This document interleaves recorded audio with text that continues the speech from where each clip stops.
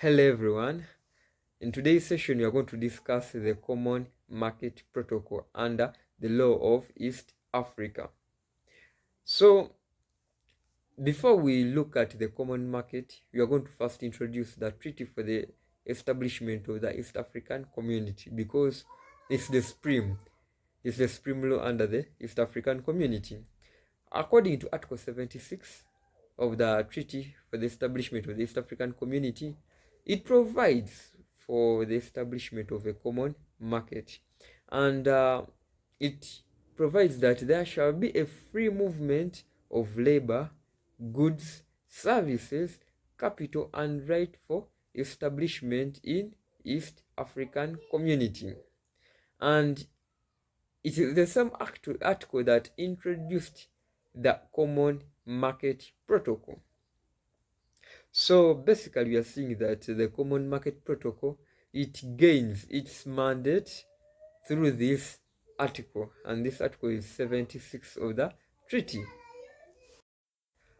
And according to Article 2 of the Common Market Protocol, it provides for the establishment of the East African Community Market. And for it provides that there has to be free movement of goods, free movement of persons, free movement of labor, the right of establishment, the right of residence, the right of movement of services, the free movement of capital, and all this shall happen within the East African Community. So basically, when you look at the common market, it's looking at how services, how goods are moving freely, how people are moving freely, how labor is interacting, moving from Uganda to Kenya, from Kenya to Sudan, from Sudan to DRC, how you can live. Actually, this common market is also looking at how you can invest. From you are a citizen of Uganda but you invest in Kenya, you're a citizen of Kenya but you're investing in Tanzania. Are you seeing? So basically, this common market protocol, it was established so that it can try to make procedures or guidelines on how people or resources interact within various East African states. According to Article 4 of the Common Market Protocol, provides for the objectives of the common market. And the first objective is to widen and deepen cooperation among member states in economic, social, and social fields for the benefit of the member states.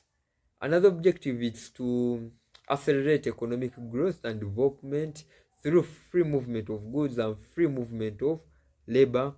And another one is to strengthen economic and trade relations among member states. Another one is to promote and enhance research and promote technological advancement. So basically, those are some of the objectives of the common market under Article 4. And also look at Article 13 of the Common Market Protocol, which provides for the right of establishment, whereby you can, for example, a citizen of Uganda can move and go to Kenya to establish him or herself in Kenya. The vice versa, for example, like also a person from Kenya can go to DRC, and the person from DRC can go to Rwanda to establish themselves. So Article 13, it provides for the right of establishment. Article 14 provides the right of residence. For example, you're a citizen of Uganda, you can go and reside and stay in Kenya. You're a citizen of Uganda, you can go and stay in Tanzania. That is part of what the Common Market Protocol is providing for. And also Article 16, it provides for free movement of services. For example, you're a doctor, you stay in Uganda, but you leave Uganda, you go to Tanzania and start working, providing your services in Tanzania. Then another article is Article 24 of the Common Market Protocol, which provides for the elimination of restrictions on free movement of capital. Another article, that's Article 25, which provides for the general exceptions.